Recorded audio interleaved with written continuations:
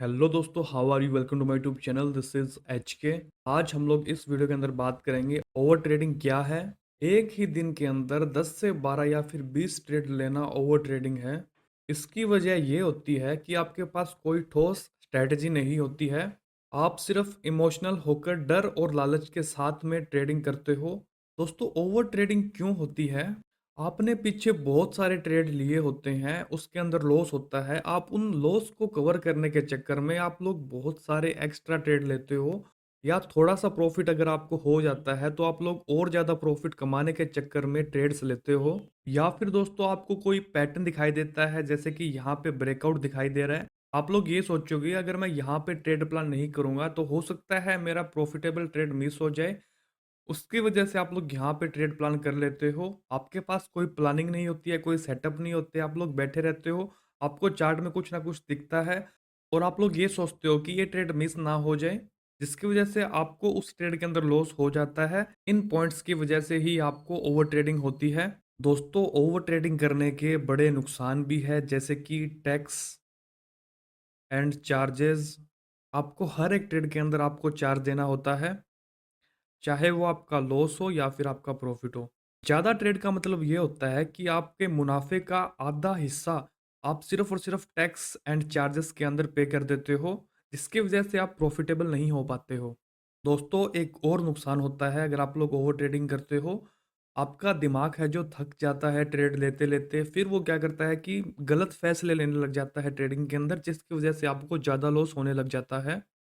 Over trading करने से तनाव और एग्जाइटी भी बढ़ती है, जिससे आपकी ट्रेडिंग का अनुशासन या फिर डिसिप्लिन टूट जाता है।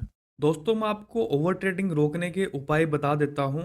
आप एक ट्रेडिंग जर्नल बनाओ और उसके अंदर हर एक दिन लिखो आपने क्या ट्रेड प्लान किया है। एक दिन के अंदर 2 या 3 ही ट्रेड आपको प्लान करने हैं। उन सभी ट्रेड के अंदर आपको कितना लॉस हुआ है, कितना प्रॉफिट हुआ है, वो सारा कुछ ट्रेडिंग जर्नल के अंदर लिखो। आपको डेली लॉस लिमिट भी बनानी होगी। डेली लॉस लिमिट कैसे बनाते हैं, चलिए मैं आपको समझा देता हूँ। मान के चलो कि आपके पास 10,000 रुपए हैं। उस 10,000 को आप लोग एक महीने यानी कि 21 दिन तक आप लोग ट्रेड करोगे।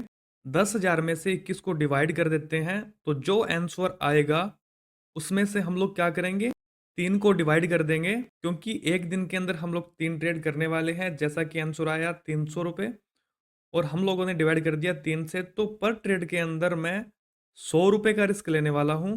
मेरा डेली लॉस लिमिट हो चुका है 300 रुपये। आपको अब ज़्यादा सोचने की जरूरत नहीं है, क्योंकि आपने मंथ का प्लान कर लिया है कि मैक्सिमम मेरा लॉस है जो 10,000 होगा।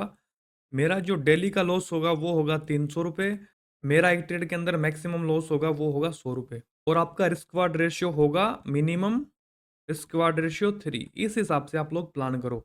दोस्तों, ट्रेडिंग जर्नल बहुत ही ज़्यादा जरूरी है एक ट्रेडर के लिए। आप हर एक दिन इसके अंदर लिखा करो, मैंने क्या प्लान किया है, क्या मुझे लॉस हुआ है, कितना मैंने कमाया है, कितना स्क्वाड रेशियो मेरे लिए सही है, कब सेटअप ड्रॉ डाउन में जाता है। ये सारी चीज़ें आपको क्लियर कट दिखाई देगी ट्रेडिंग जर्नल के अंदर।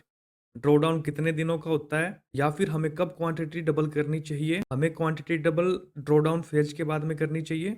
तो ये सारी चीजें आप लोग जब प्रैक्टिकली मार्केट के अंदर ट्रेड करोगे, सारी चीज रूल्स को फॉलो करोगे, ओवर ट्रेडिंग भी इसी से कम होगी। दोस्तों, जितनी भी चीजें मैंने आपको बताई है, जितना भी पॉइंट मैंने आपको बताया है इस वीडियो के अंदर, अगर आप लोग वैसे ट्रेड प्लान कर लेते हो तो डेफिनेटली आपका जो ट्रेडिंग का प्रॉफिट है 110% बढ़ने वाला है। आपकी जो हैबिट है ओवर ट्रेडिंग की वो भी खत्म हो जाएगी, और आप भी फिर प्रोफेशनल ट्रेडर बन जाओगे। आई होप दोस्तों आपको ये वीडियो अच्छी लगी होगी। अगर वीडियो अच्छी लगी तो वीडियो को लाइक कर देना, चैनल को सब्सक्राइब कर देना। अभी के लिए फ्रेंड्स इतना ही। Thank you.